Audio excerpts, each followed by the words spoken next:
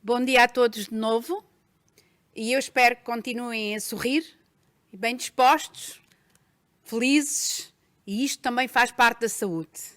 Foi uma excelente mesa anterior. Vamos passar para uma segunda mesa integrada na nossa conferência da APDH, Novos Tempos, Novos Desafios, e esta centrada na inovação e em algo fundamental, a integração de cuidados.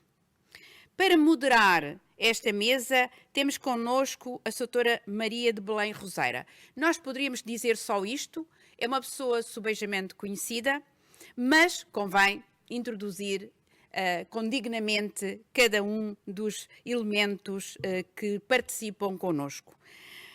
A doutora Maria de Belém Roseira é presidente do Conselho Geral da APDH, exerceu funções enquanto Ministra da Saúde entre 95 e 99 e Ministra para a Igualdade em 99-2000. Foi Vice-Presidente e Presidente da Assembleia Geral da Organização Mundial de Saúde. Foi deputada, é licenciada em Direito, é jurista, é uma humanista, é uma pessoa extraordinária, é, sobretudo, uma amiga. E eu convido a doutora Maria de Belém a conduzir os trabalhos desta nossa mesa.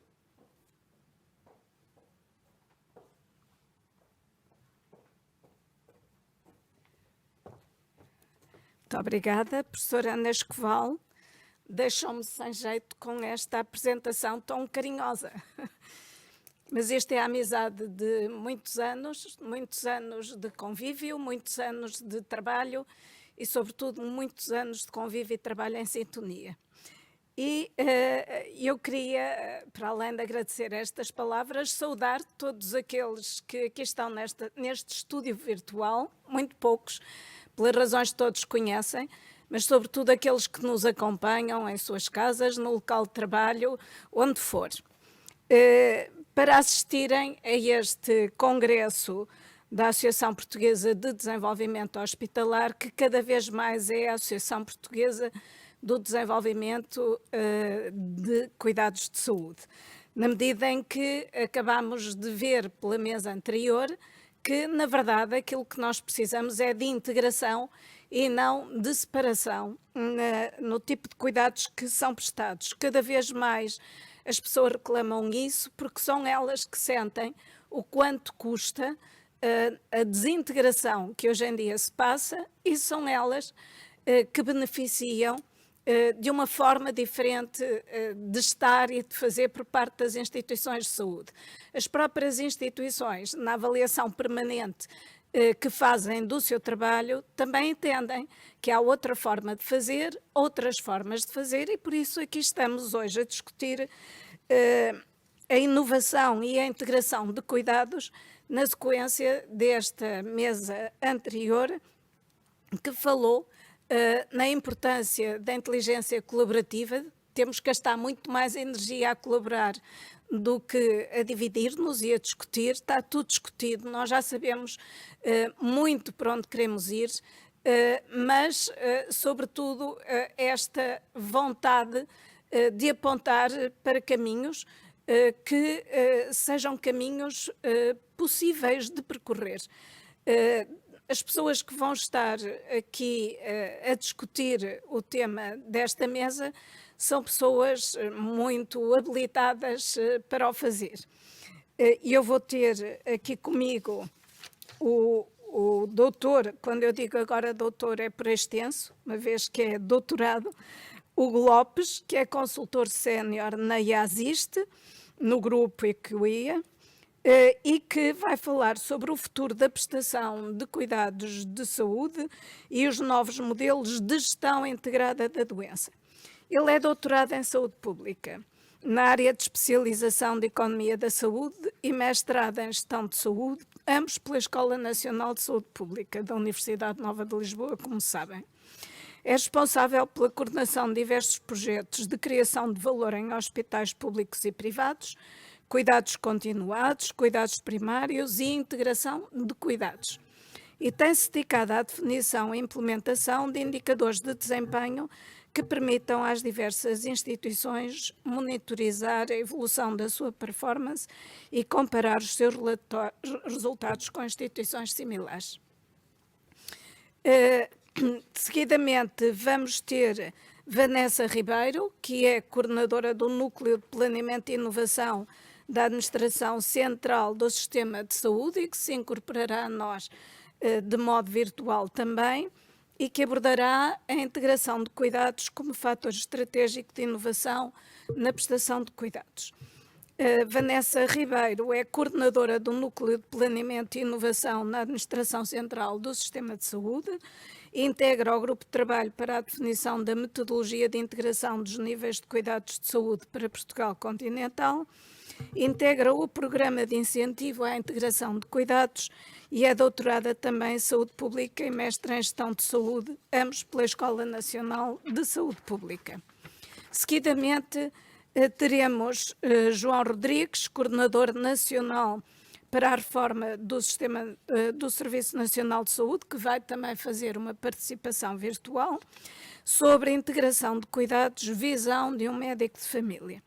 É coordenador do GAPS-CSP, Cuidados de Saúde Primários, em acumulação de funções clínicas na USF Coimbra Celes, como assistente graduado sénior de Medicina Geral e Familiar. E é ex-presidente da Associação Nacional de Unidades de Saúde Familiar. Para terminar, teremos Adelaide Belo, assistente graduada sénior da Unidade Local de Saúde Litoral Alentejano. Também participará virtualmente e falará sobre doentes crónicos complexos, gestão de caso. Adelaide Belo é assistente graduada sénior de Medicina Interna da Unidade Local de Saúde do Litoral Alentejano.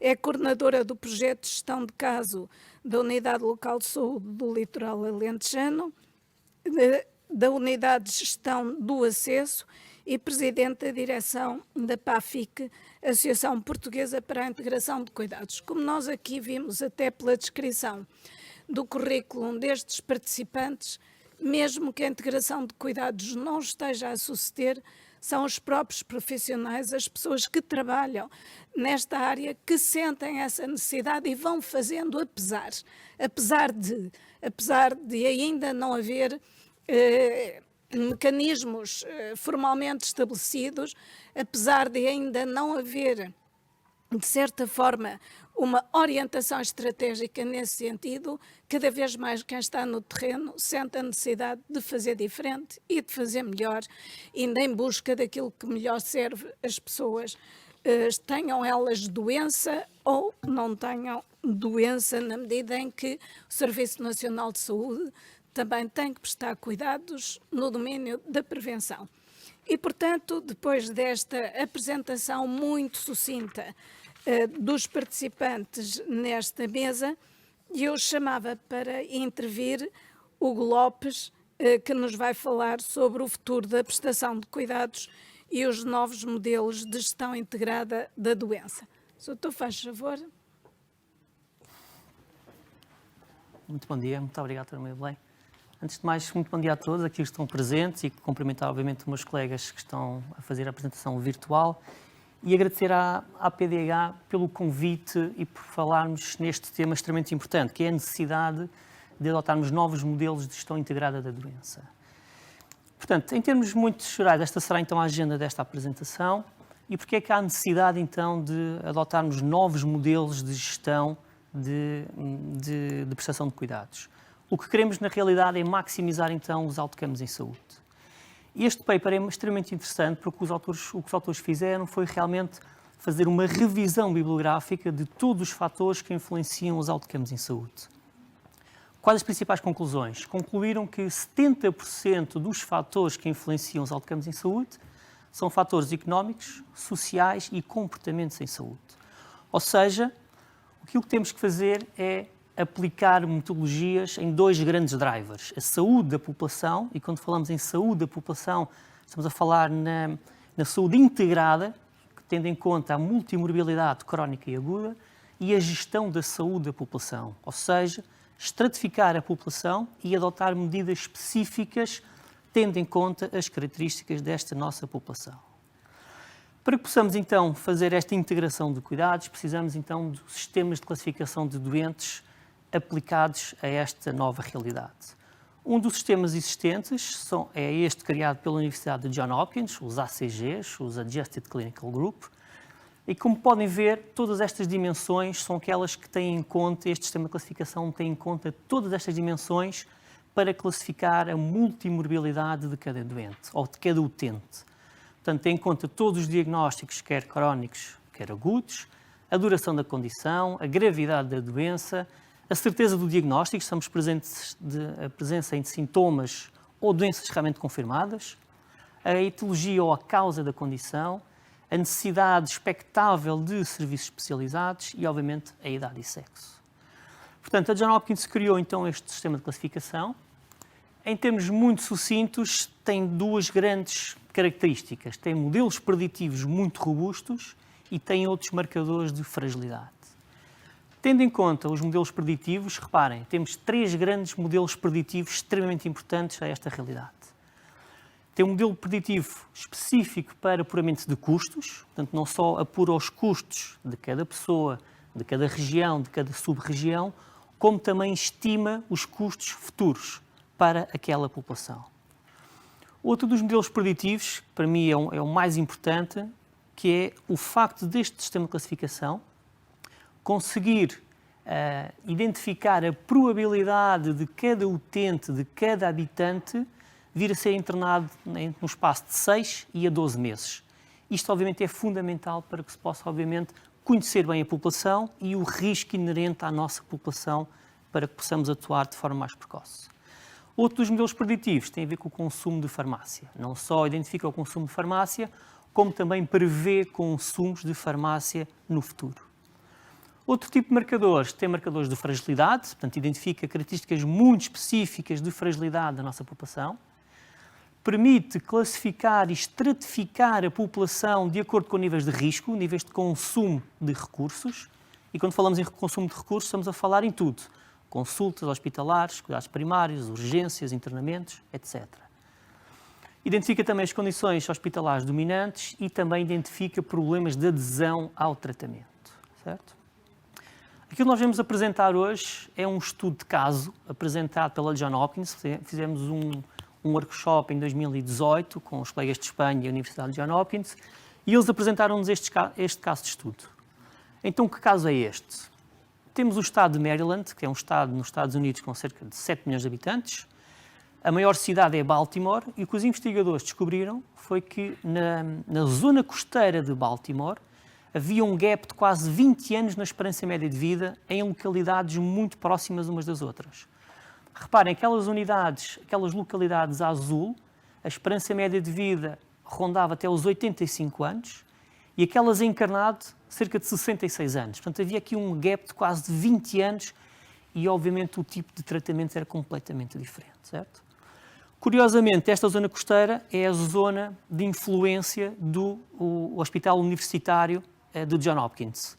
Então, o que os investigadores da Johns Hopkins pensaram foi: vamos criar aqui um plano integrado de cuidados. E o que é que fizeram? Fizeram este programa, Johns Hopkins Community Health Partnership, chamaram todas as diversas valências daquela zona de influência, seja apoio domiciliário, as várias clínicas, os vários hospitais de agudos, os departamentos de urgência e até os cuidados continuados. Para quê? Para que pudessem, então, definir um plano integrado e trabalhar finalmente em rede, certo? Então, reparem nas linhas orientadoras deste programa. Portanto, principais objetivos: conhecer a população pelo risco, ou seja, estratificar a população pelo risco, melhorar a coordenação, ou seja, naquela população com maior risco, maior consumo de recursos, fazer aqui uma intervenção muito mais ativa, muito mais proativa, certo? Recrutar e formar recursos humanos e, obviamente, reduzir custos diretos e indiretos. Então, para fazer face a estes 4 grandes objetivos, definiram 3 grandes drivers de atuação. O primeiro, redesenhar a prestação dos cuidados agudos. O segundo, agilizar a transição entre as diversas tipologias de cuidados, portanto, aquelas que nós vimos anteriormente. E a criação de equipas de apoio na comunidade. Obviamente, para cada um destes drivers foram definidos N objetivos muito específicos, certo? Reparem no primeiro, a título de exemplo. Portanto, avaliar precocemente e frequentemente o risco de necessidades especiais dos doentes que estão internados. Obviamente, ir adaptando a prestação de cuidados, o plano de cuidados, conforme as rondas diárias que os profissionais vão fazendo.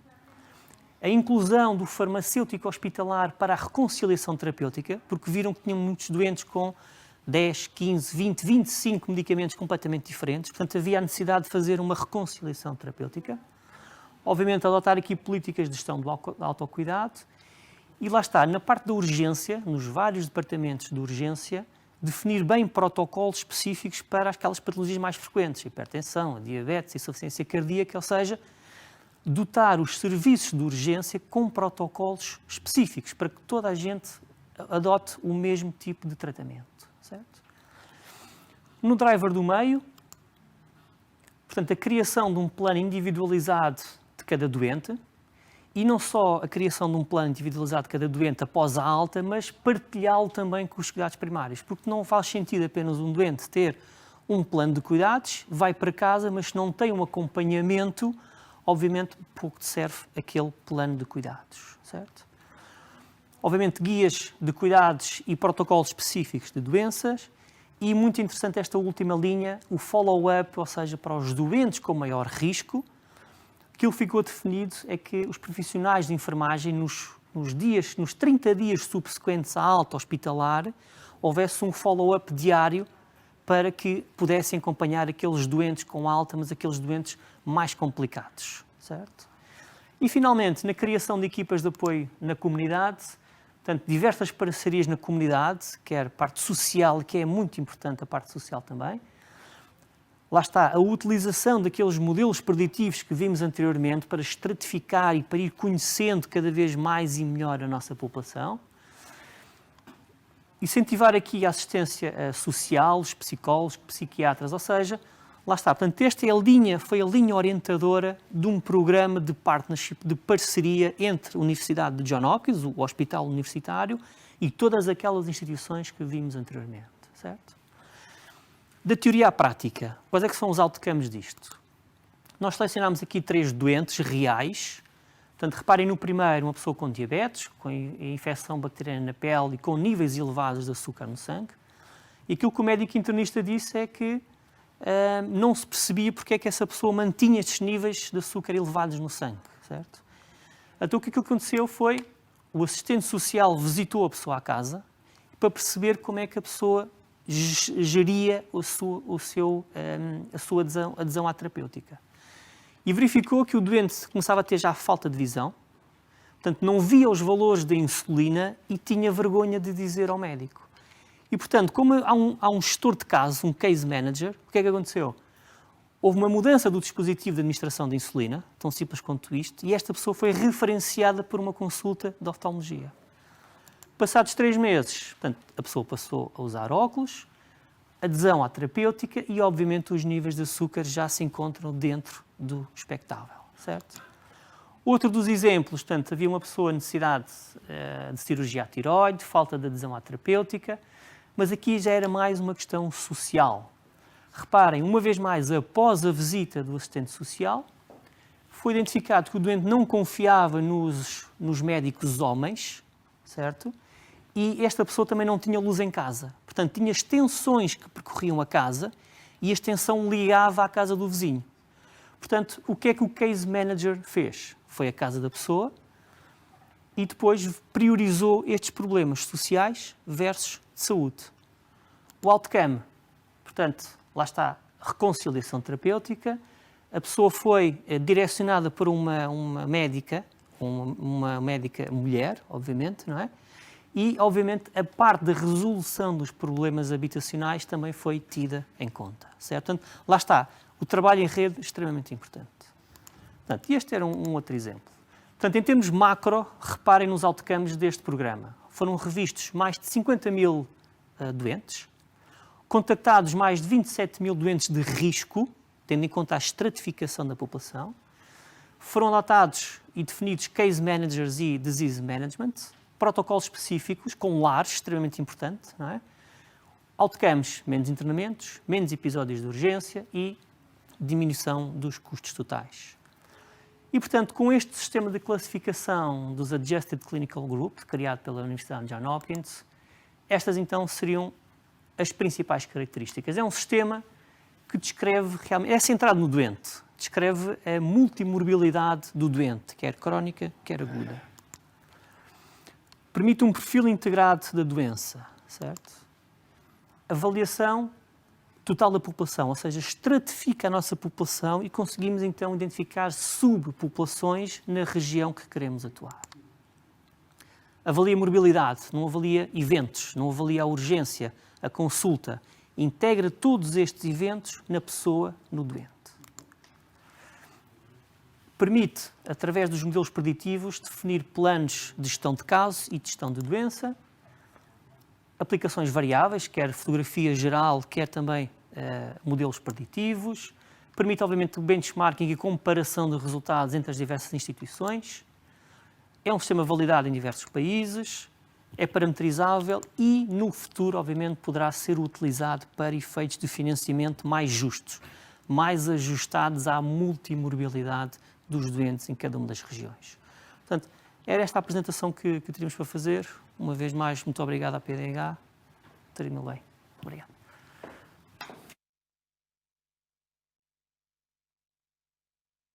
Muito obrigada. Acho que a sua intervenção foi muito interessante e, de certa forma, abriu o apetite para as intervenções que se seguem.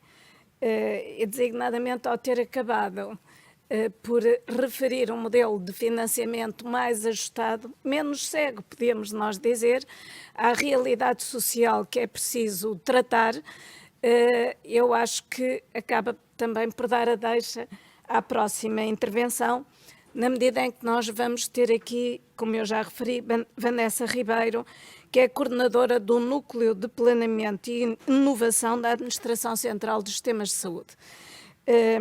Integração de cuidados como fator estratégico de inovação na prestação de cuidados não deixa de ter que definir também um modelo de financiamento. Não sei se é disto que Vanessa Ribeiro nos vai falar, uma vez que ela vai intervir virtualmente. De qualquer das formas, aqui estamos para a ouvir e, no fim, o que ficar por ser dito, também encontrar aqui alguém que o dirá para que tudo isto faça sentido e estas diferentes intervenções façam sentido. Vanessa Ribeiro, faz favor. Olá, bom dia. Não sei se me conseguem ouvir. Muito bem.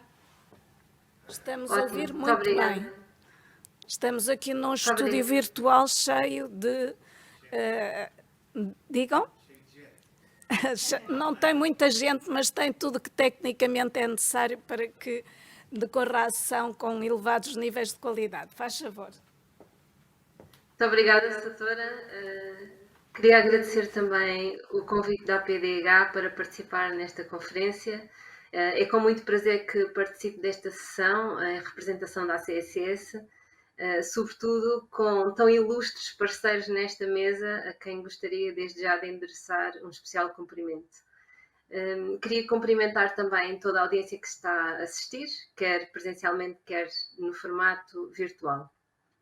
E dar também uma nota que, apesar da doutora Maria de Belém ter referido que iria falar do financiamento, essa será uma das questões, mas não é só isso que a CSS faz, não é? Há toda uma estratégia que tem que estar na base do financiamento e que depois o financiamento irá ajudar naturalmente a implementar. Bom, o meu nome é Vanessa, como já foi referido, e venho partilhar como é que, ao nível central, estamos a olhar estrategicamente para a integração de cuidados como um fator de inovação na prestação de cuidados. Esta conferência é sobre novos tempos, novos desafios, mas não estou certa que todos os desafios sejam novos. Alguns sim, naturalmente, mas nem todos. O sistema de saúde antes da pandemia...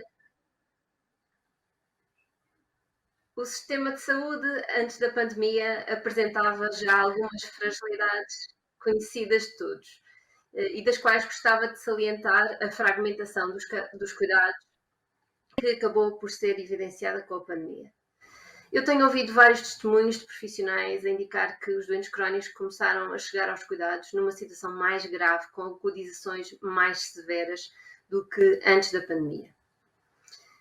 Mas mais do que salientar o que aconteceu, penso que importa aproveitar esta oportunidade para encontrar soluções que possam, por um lado, mitigar os efeitos da pandemia, mas por outro, preparar melhor o sistema para responder a futuros desafios.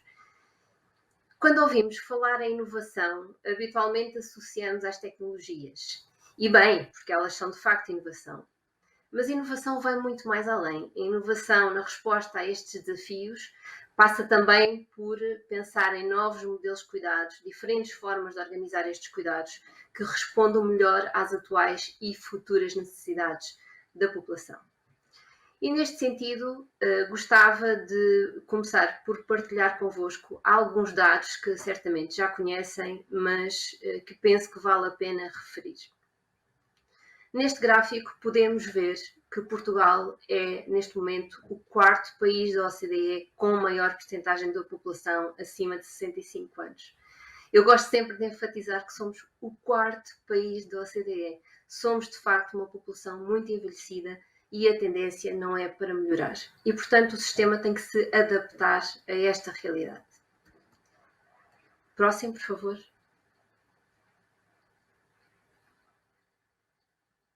Para além de sermos uma população envelhecida, temos uma elevada esperança de vida aos 65 anos. Neste momento, as pessoas quando chegam aos 65 anos têm mais 20 anos de vida, até um valor ligeiramente acima da média da OCDE. No entanto, como podem ver neste gráfico, 13 desses 20 anos são vividos com incapacidade, valor que é superior aos 10 da OCDE. Próximo slide, por favor. Também podemos ver, de acordo com estes gráficos, que 50% da população, e é um valor semelhante entre Portugal e a OCDE, 50% da população tem pelo menos uma doença crónica. E 17% da população com mais de 65 anos vive com pelo menos uma limitação nas atividades de vida diária. Próximo. Também sabemos que a população com doença crónica, que já vimos nos gráficos anteriores, que é cerca de 50% da população, é responsável pelo maior bolo da despesa. Estes 50% dos doentes são responsáveis por cerca de 70% a 80% da despesa. E a nossa despesa em saúde continua a subir. Próximo. Eu gosto muito de anteriores. Gosto muito de partilhar esta imagem que é de um autor espanhol e que foi feita no âmbito da pandemia e que eu penso que ilustra muito bem o que se passou. Se olharem para dentro da porta, dentro da sala de observação, está o Covid, não é? Está um doente a ser observado por Covid. Enquanto que todos os outros doentes que já existiam ficaram na sala de espera porque primeiro foi tratado o doente Covid e os outros ficaram à espera de ser tratados. Eu acho que isto é muito ilustrativo daquilo que se passou, embora naturalmente agora já estejamos numa outra fase e já estejamos a tentar recuperar o acesso destes outros doentes. Próximo.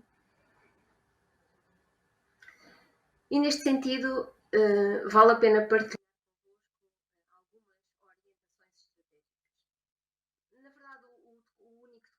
estratégico que está aqui neste slide é o Plano de Recuperação e Resiliência, onde tem vários aspectos que orientam para esta abordagem um pouco mais integrada, uma abordagem mais proativa do sistema e que tem metas como, por exemplo, o alargamento dos rastreios, que tem aqui esta vertente da prevenção da doença, a maior resolutividade dos cuidados de saúde primários, aqui um grande foco naquilo que é a atividade dos cuidados de saúde primários, também o reforço dos cuidados domiciliários, como já vimos na apresentação anterior, é um dos fatores extremamente importantes a desenvolver, e também o alargamento da RNCCI, da RNCP, que obviamente vem dar uma ajuda às tantas necessidades que existem hoje nestas vertentes.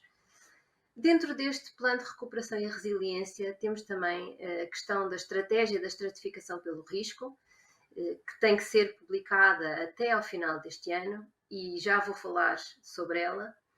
Temos também a questão do plano individual de cuidados e toda uma área do plano de recuperação e resiliência que está direcionada para o digital, e o digital aqui como suporte àquilo que são os modelos de cuidados a desenvolver. Outros dois aspectos que gostaria de partilhar convosco e que ajudam, não sendo estratégias, são fatores que nos ajudam a desenvolver a estratégia direcionada para a integração de cuidados. É uma joint action que está direcionada para os cuidados integrados, centrados nas pessoas, com o suporte digital. Trata-se de uma joint action europeia, onde estão envolvidos 17 países, entre os quais a ACSS, que tem como entidades parceiras os SPMS e a Escola Nacional de Saúde Pública, e temos ainda 5 pilotos com os quais estamos a trabalhar para, no fundo, implementar aquilo que são boas práticas reconhecidas ao nível da Comissão Europeia em termos de integração de cuidados e cuidados centrados nas pessoas. Alguns destes pilotos são a ULS do Alto Minho, o ACES do Porto Oriental, o ACES de Póvoa de Varzim Vila do Conde, o ACES do Baixo Mondego com o Hospital da Figueira da Foz e a ULS do Litoral Alentejano. E todos em conjunto estamos a tentar olhar para a boa prática do País Basco, como disse, uma boa prática reconhecida pela Comissão Europeia em termos de integração de cuidados e cuidados centrados nas pessoas, e tentar perceber na sua estratégia, porque os bascos têm toda uma estratégia direcionada para o envelhecimento e cronicidade, e tentar perceber daquilo que eles implementaram no País Basco, o que é que podemos trazer e adaptar para a nossa realidade, para melhorar esta questão da integração de cuidados. Entre os vários elementos que estão a ser trabalhados são, por exemplo, a definição de percursos assistenciais para as principais doenças crónicas, a DPOC, a diabetes, a insuficiência cardíaca e a multimorbilidade, e também estamos a trabalhar em programas dirigidos precisamente para estas patologias, incluindo, por exemplo, o programa de gestão de caso que a doutora Adelaide irá falar mais adiante nesta sessão. Paralelamente, nesta joint action, estamos também a trabalhar, é também o nosso suporte para trabalharmos nesta estratégia de estratificação pelo risco, inclui também a questão do plano individual de cuidados e inclui também a componente digital para facilitar todos estes processos. E por fim, temos também a participação que ainda nem sequer começou, está agora a dar os seus primeiros passos, numa joint action sobre boas práticas, muito obrigada, em termos de boas práticas em termos de cuidados de saúde, e a qual se vai dirigir especificamente para o desenvolvimento do plano individual de cuidados. Próximo.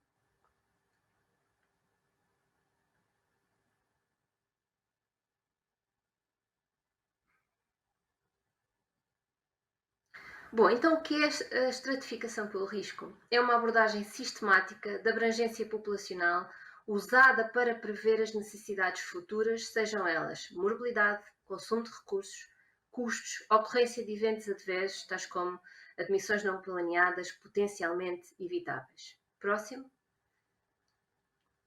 Existem essencialmente 3 métodos de estratificação. Um deles a avaliação clínica, que quer dizer que qualquer médico de família consegue olhar para a sua lista de doentes e identificar quais são os seus piores doentes, os doentes que necessitam de maior acompanhamento.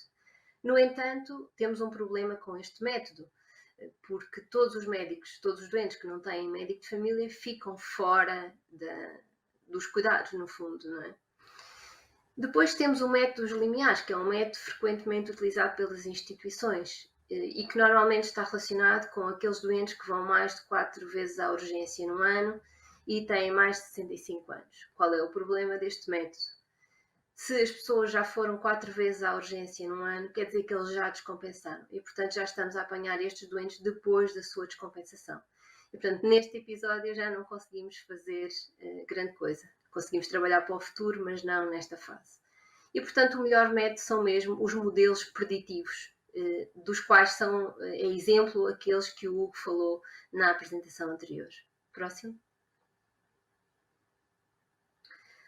Só muito rapidamente para dizer que o que estes modelos permitem é estratificar a população em diversos grupos, identificando no topo da pirâmide aqueles que são os doentes mais complexos e que beneficiam de cuidados antecipatórios, cuidados proativos que evitem as agudizações. Depois temos uma outra barra de doentes, digamos assim, que são 20% da população, que são doentes crónicos, mas não são tão complexos. Portanto, não precisam de uma intervenção tão abrangente como no topo da pirâmide. E uma outra área de 75% dos doentes que são doentes que conseguem gerir a sua própria situação. Próximo. Quais são, então, as grandes vantagens da estratificação pelo risco? A estratificação pelo risco, não sendo um fim em si mesmo, permite apoiar a gestão clínica, porque identifica aqueles doentes que têm maior risco de eventos e permite, assim, que a equipa de saúde possa ter uma intervenção mais proativa.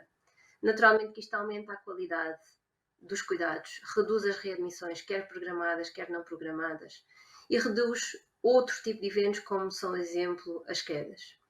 Depois permite, em termos populacionais, olhar para a população no seu todo, estratificar a população pelos aqueles grupos que têm necessidades semelhantes. E com isto podemos definir programas com intervenções dirigidas a cada uma dessas necessidades específicas. E, por fim, permite planear em saúde, porque permite, ao longo do território, perceber a distribuição destas necessidades ou das próprias organizações de forma comparável entre si. E isto, naturalmente, e agora sim, vou falar do financiamento, depois de tudo isto identificado e da distribuição das necessidades identificadas, conseguimos então adequar melhor, de forma mais justa, os recursos, assim como também, por exemplo, priorizar intervenções em saúde pública. E este é o fim da minha apresentação. Muito obrigada. Muito obrigada. Vanessa Ribeiro, como vê, tinha que falar no financiamento, porque o financiamento é instrumental. Se não junta financiamento a estes novos modelos, acaba por não acontecer nada, porque as pessoas não têm estímulo, com todas as dificuldades no terreno, com a nossa realidade social, com a nossa realidade até a nível da saúde, com muito poucas pessoas ou ainda muitas pessoas sem médico de família, com problemas os mais variados, haverá sempre desculpas para que não se faça diferente nem nada se não houver o tal instrumento que deve ser utilizado inteligentemente para fazer as coisas acontecer. A minha preocupação é que as coisas aconteçam, porque falamos disto já há muitos anos e continuamos a falar disto e continuaremos a falar nos próximos 20 anos se não tivermos os instrumentos todos encaixados para que isto possa acontecer. Muito obrigada. Vamos então agora dar a palavra a João Rodrigues, que nos vai falar sobre a integração de cuidados, visão de um médico de família. Sr. João Rodrigues, muito gosto em recebê-lo aqui. E eu pedi agora aos dois últimos oradores para terem mesmo uma gestão de tempo muito rigorosa, porque estamos a resvalar um bocadinho e depois a professora Ana Escoval fica zangada connosco porque estamos a retirar tempo às pessoas dos outros painéis. Muito obrigada, doutora, é um prazer revê-lo, mesmo a esta distância. Cumprimento toda a gente. E, obviamente, felicitar a Associação por ter convidado um médico de família, não é assim muito frequente, apesar de falarmos em integração de cuidados, os cuidados primários estarem presentes. Por isso, felicitar a Associação por também incluir os cuidados primários.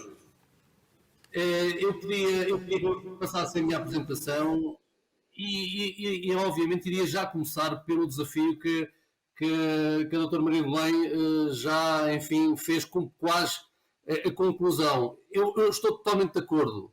Nós precisamos de mais ação e mais instrumentos reais, efetivos, de prática de integradores. E aqui há dois grandes instrumentos. Um é o sistema de informação e o outro é, obviamente, o financiamento. Eu irei falar um pouco sobre estas matérias. E, infelizmente, apesar de ao longo destas 2-3 décadas falamos de articulação, de cuidados, enfim, agora o palavrão da integração, há muito por fazer, porque efetivamente falta-nos aperfeiçoar, generalizar estes dois instrumentos. Eu acho que, apesar de termos boas experiências, temos efetivamente de ter muito mais ação. O slide seguinte diz-nos o quê? Diz-nos que isto tudo começa, obviamente, no Orçamento de Estado. Podem passar todas o slide todo, que tem várias coisas. Tem a ver com a questão, todos estamos de acordo, que nós não vamos concluir todo este ciclo se não começarmos a ter no nosso Orçamento de Estado dinheiro para o bem-estar em todas as políticas e não só na saúde. E, obviamente, quando falamos na saúde, isto tudo tem que estar associado à questão dos percursos das pessoas, ao ciclo de vida e à questão desse percurso no ciclo de vida. E aí nós temos, obviamente, um longo caminho a percorrer.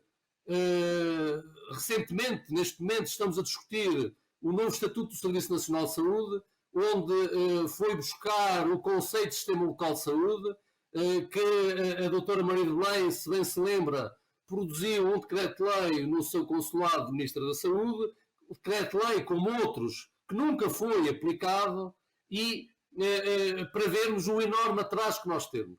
Isto é, se nós queremos falar de políticas de bem-estar, de saúde e bem-estar em todas as políticas, temos que, obviamente, ter mecanismos, por exemplo, o Sistema Local de Saúde, na organização de proximidade da comunidade, onde obrigatoriamente nos sentamos à mesma mesa, os diversos atores, e trabalhamos em prol da nossa população.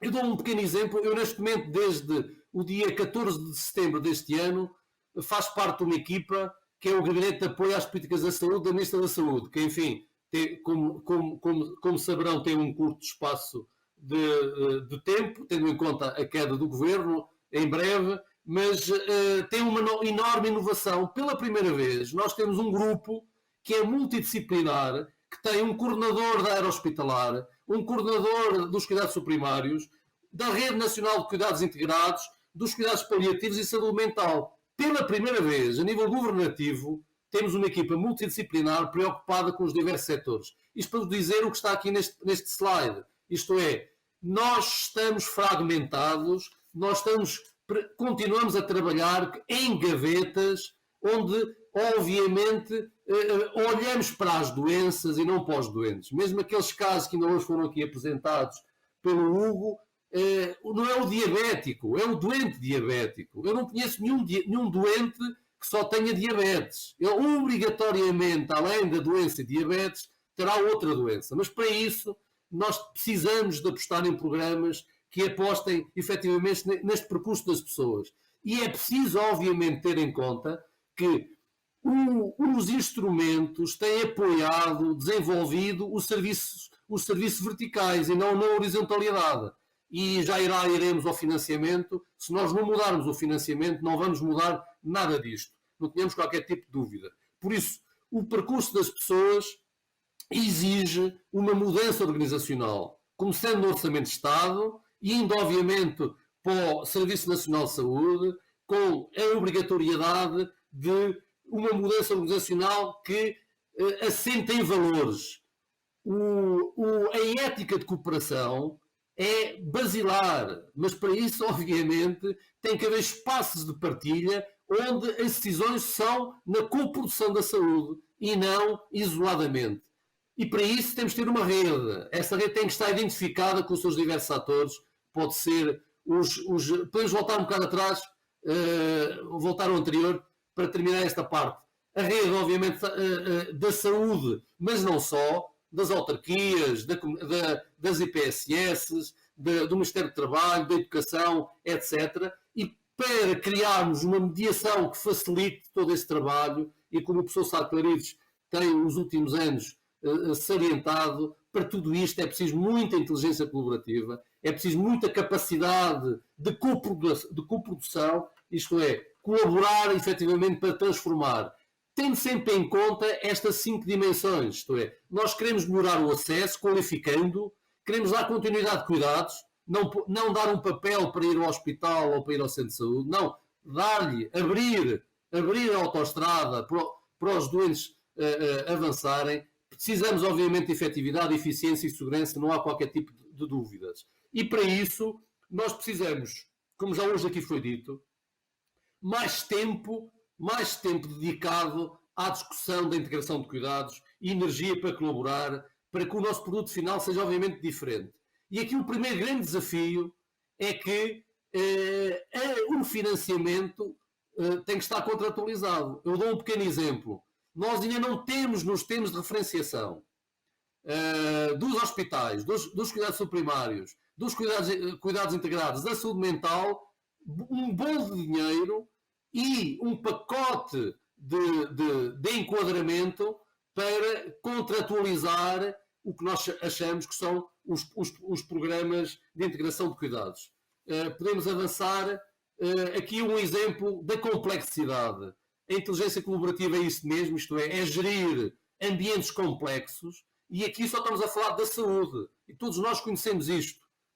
Obviamente, a rede de unidades na comunidade é complexa, e esta rede tem que ser alimentada, mas primeiro tem que existir realmente um espaço de encontro, tem que existir um espaço onde os planos de atividades das diversas unidades têm que, obviamente, ter uma base comum. E a base comum é a população daquela área geográfica, como nós vemos aqui nesta imensa diversidade. O seguinte, mais 2 slides que nos dizem o que todos nós sabemos, mas que não nos sentamos à mesma mesa para discutir. Os projetos colaborativos pretendem o quê? Pretendem, obviamente, reduzir internamentos evitáveis, reduzir consultas hospitalares evitáveis e, obviamente, o problema major deste país, reduzir urgências evitáveis. E para isso é evidente que tem de se transformar o modelo organizativo em termos, por exemplo, do próprio hospital. Mas para isto precisamos reduzir e apoiar devidamente os sobreutilizadores, como já aqui foi dito, os hiperfrequentadores de serviço de urgência, em conjunto, não separadamente, não enviando o doente para trás ou para o outro lado. Não, tem programas que efetivamente são contratualizados, monitorizados e, obviamente, melhorados. O envio ao serviço de urgência deve ser predominantemente por referenciação direta. Tem que se trabalhar nessa área. É possível fazê-lo em concelhos onde, felizmente, toda a população tem médico de família. Não são muitos, mas há alguns. E é possível lançar projetos deste género. Como é possível qualificar a integração dos cuidados em alta do internamento. É possível implementar programas de integração de apoio domiciliário, incluindo as ERPs, os LAS e as casas de acolhimento, como a questão dos meios complementares de diagnóstico na comunidade, no ambulatório. Um pequeno exemplo, demos um saldo qualitativo na hospitalização domiciliária, maioritariamente a hospitalização domiciliária não comunica com os cuidados subprimários.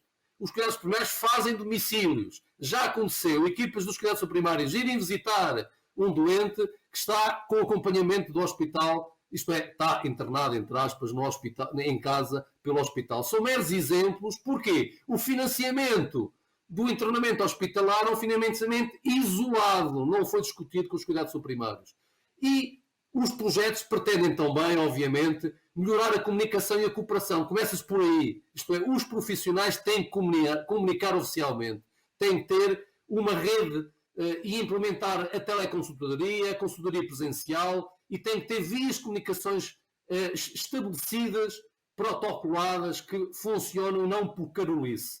Temos que ter abordagens multidisciplinares, tanto nos cuidados subprimários como nos outros níveis de cuidados. Já vimos, saúde mental, rede de cuidados integrados, os cuidados paliativos. E para terminar esta parte, não podemos esquecer as outras áreas da parte social. Tem muito a ver com a criação de rede comunitário que envolve a saúde e não só. Para terminar, o slide seguinte, o que é que nós temos que efetivamente fazer? Mais prática. O primeiro grande desafio que está lançado a este Ministério ou qualquer Ministério, à CSS, é que os nossos termos de referenciação para a contratualização têm que ter obrigatoriamente um capítulo que se dedica ao financiamento dos projetos de integração. Isto é, nós não podemos ter financiamentos em gaveta, porque senão vamos ter o exemplo daquele slide, que é obviamente os cuidados fragmentados por doença e por unidade de saúde. O salto tem que ser obviamente lento, pode ser dado se tivermos efetivamente um bolo de dinheiro que tem que ser discutido, alocado a projetos de integração de cuidados, onde se sentam à mesma mesa todos os atores, todas as unidades de saúde.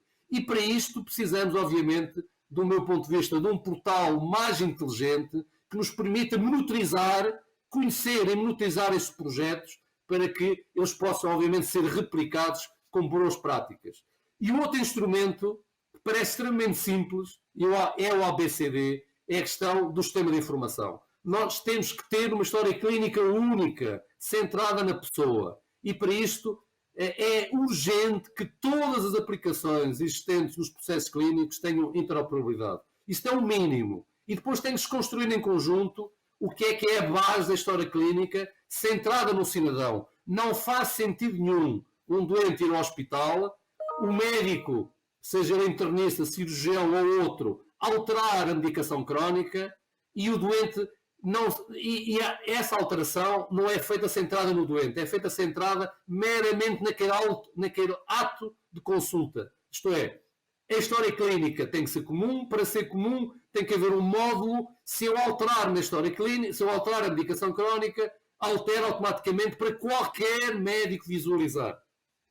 E por fim, já vimos, citando o professor Sá Clarides, que tem citado muitas vezes o David Unta, que nos diz que um sistema complexo que é este, e é preciso não esquecer isto não é simples. Se fosse simples, ao longo destes 20 anos já teria sido resolvido, por isso temos de ter esta consciência. A complexidade da temática, esta mudança exige obrigatoriamente adaptação. Por isso não podemos enverdar por programas fechados. Temos de ter capacidade de os implementar, de os avaliar, de os alterar, e esta capacidade adaptativa que é necessária, porque ela é criada e emerge no decurso da própria mudança. E volto a salientar, e esta é para mim basilar, e a doutora Maria Belém já também o salientou, é necessário financiamento colaborativo, em comum, para que possamos iniciar um novo ciclo nesta área de integração de cuidados. Obrigado. Doutor João Rodrigues, e obrigada por este seu grande esforço de síntese. Deixe-me dizer-lhe, no entanto, que isto não aconteceu, não é por causa de ser muito complexo. É que é complexo e as pessoas são complicadas. Portanto, quer dizer, há aqui dois níveis de complexidade, um complica o outro, porque isto também não é difícil de acontecer. Agora, se nós realmente financiarmos em condições estes modelos, se estimularmos a emulação entre as pessoas, entre serviços, entre unidades, entre locais do território, isto acontece. Agora, realmente, se estamos sempre a partir do zero, e quando se parte do zero, parte sempre de negativos, porque se parte sempre de mais atrás do que o sítio onde nós tínhamos chegado, é evidente que nada acontece.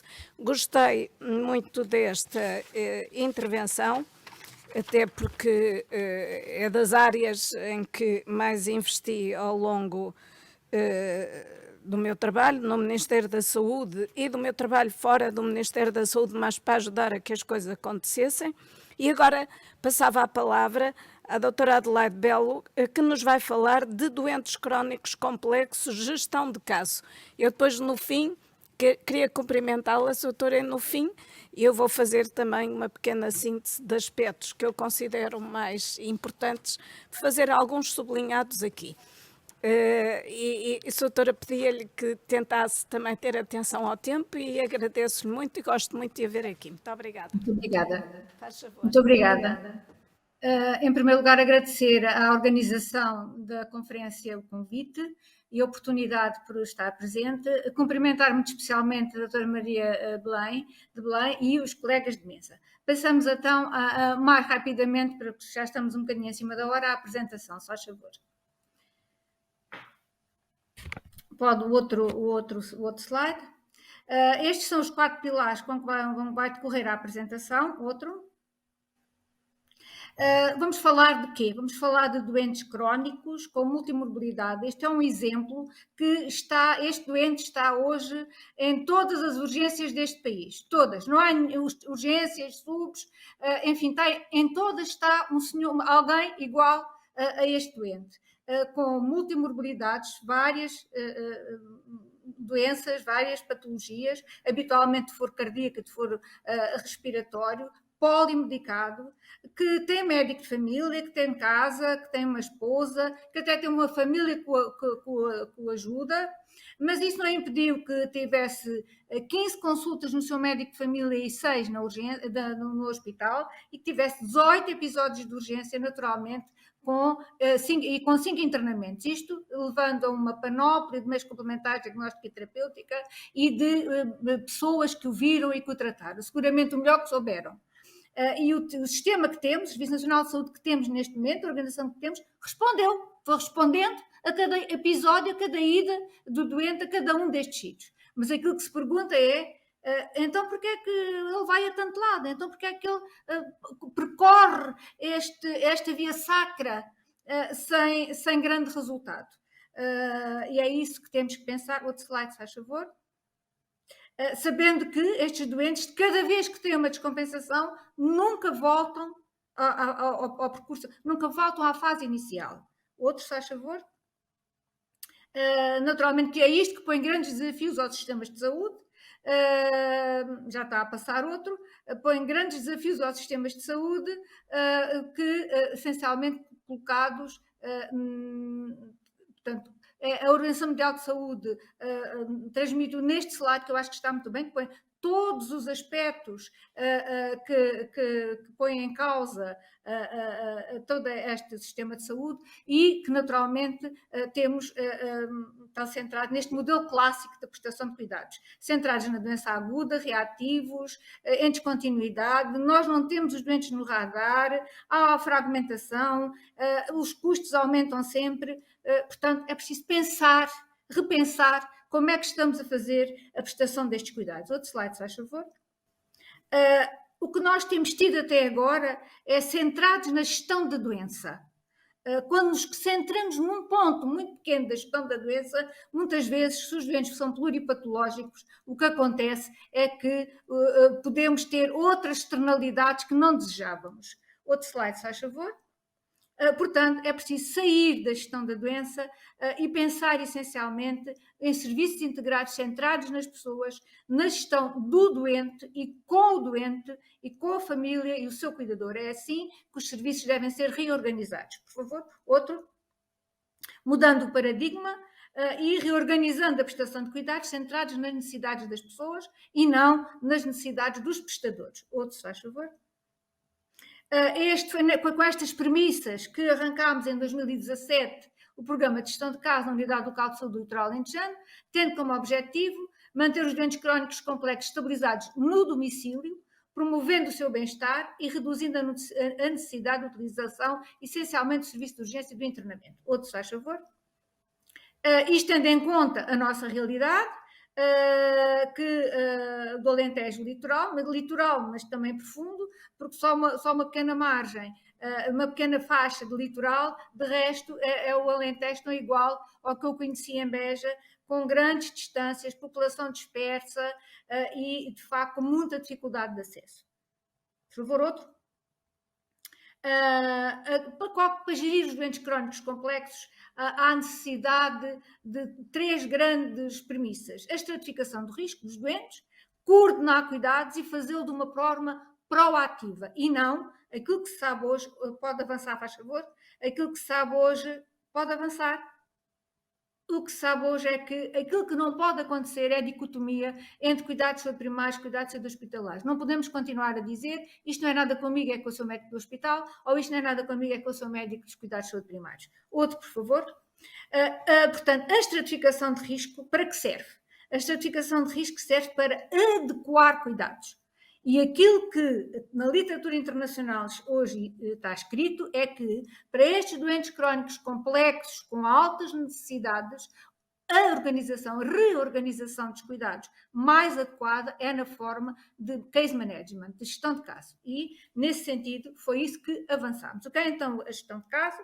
É essencialmente um processo colaborativo de coordenação entre os vários níveis de cuidados, focado nas necessidades das pessoas, na família, do indivíduo e da família, baseado na comunidade e proativo. Este aspecto é determinante para o sucesso. Avançar, faz favor. As suas componentes são essencialmente a identificação proativa do caso, a avaliação não só clínica, mas todo o seu conjunto, a família, a parte social, a parte cultural, o cuidador, a realização de um plano individual de cuidados e haver um pivô para a coordenação desses cuidados, que é o gestor de caso, e pontos críticos de sucesso, a partilha de informação e a facilidade de comunicação entre todas as partes. Outro, por favor. Qual é o papel do gestor de caso? O papel do gestor de caso é alguém que ajuda os doentes a navegar no sistema. Navegar no sistema é difícil, as pessoas perdem-se, nós nem sempre damos as indicações corretas, portanto, aquilo que o gestor de caso faz é ajudar a navegar no sistema. Avançar, por favor. Como é que nós nos organizamos? Como nos organizamos foi essencialmente com a coordenação e a comunicação entre os cuidados de saúde primários e os cuidados de saúde hospitalares, nomeadamente o internista. Portanto, quer o internista, quer os médicos de família, quer os médicos do hospital, sempre com a presença de uma assistente social, estão presentes e organizam-se para resolver as situações do doente, da pessoa.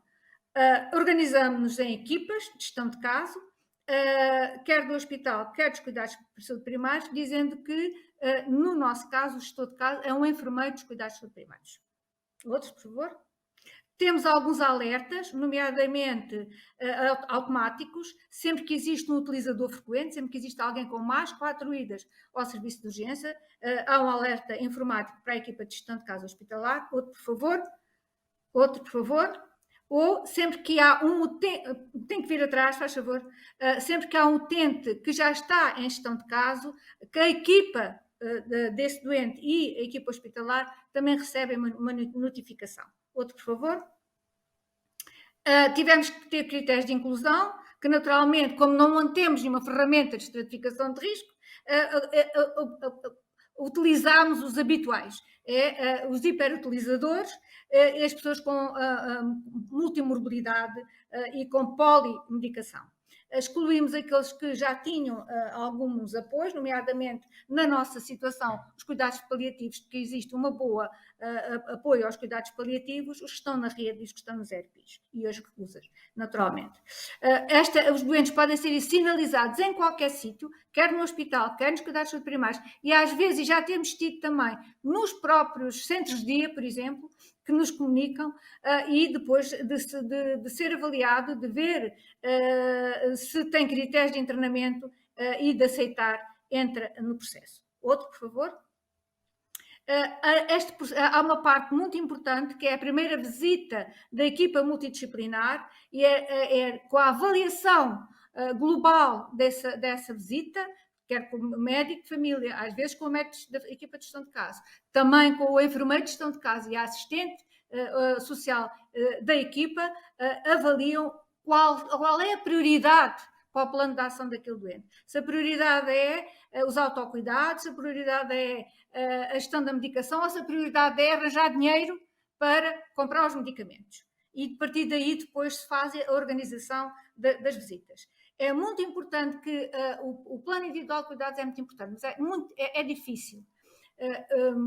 Nós temos algo que negociamos com o doente e a qual chamamos plano de ação. É o que resulta da negociação com o doente. Quais são os seus objetivos de saúde, o que é que para ele é mais importante. E a partir daí é que se organiza todo o plano individual de cuidados.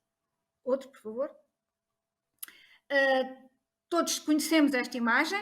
a imagem que nos acontece nos cuidados, nas urgências ou mesmo nas nossas consultas. A polimedicação é algo que é muito, muito complicado e muito difícil de gerir. Estes são os que vão nos sacos plásticos.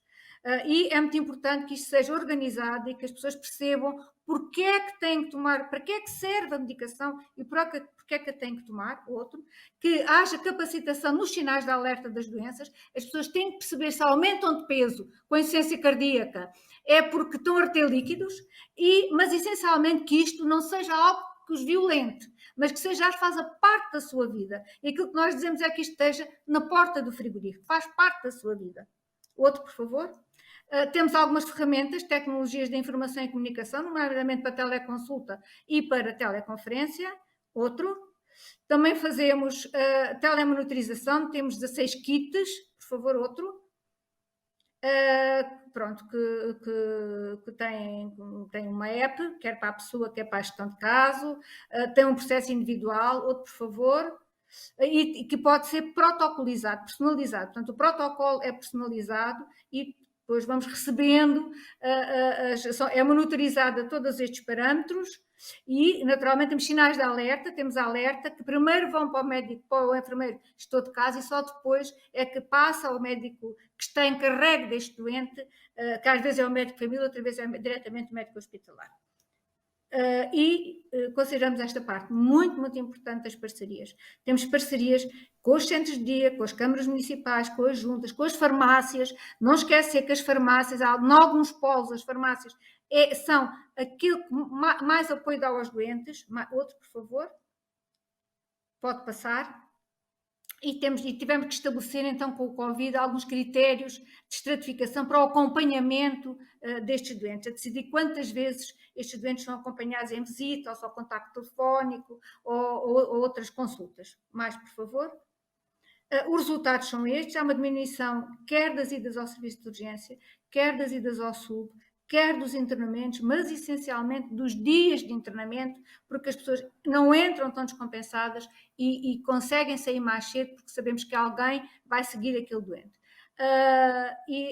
Tivemos um aumento das consultas hospitalares, mas isto tem a ver porque muitos destes doentes são insuficiências cardíacas que necessitam, segundo o protocolo, de uma outra vigilância hospitalar.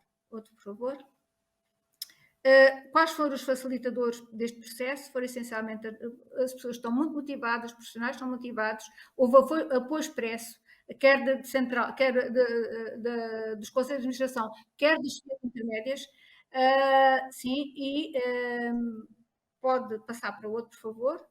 Digo só que os grandes problemas foram as diferenças de cultura intra-organizacionais e não haver um alinhamento entre os indicadores, quer dos cuidados de saúde primários, quer dos cuidados de saúde hospitalares, a falta de interoperabilidade dos sistemas informáticos e não haver uma existência a nível nacional de uma estratégia concertada de integração de cuidados. Mais um, faz favor.